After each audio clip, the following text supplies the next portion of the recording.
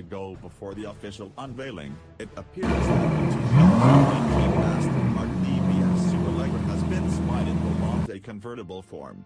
The car is very clearly related to the DB11 GT sports car currently available, but with a number of updates. It should also be lighter, hence the Superleggera name, and more powerful. The most notable exterior change is in the front fascia, particularly the main grille.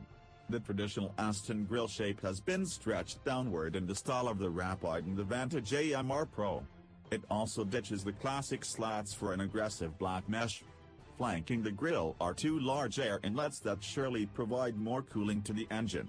Their positioning would be ideal for brake cooling, too.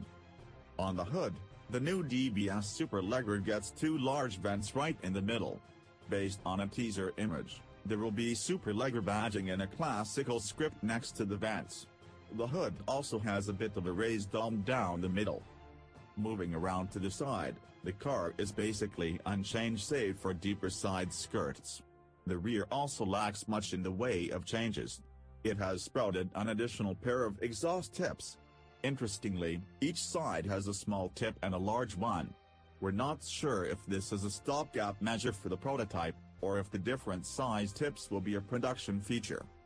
When the car is revealed in June, it will come with the version of the twin-turbocharged 5.2-liter V12 found in the DB11.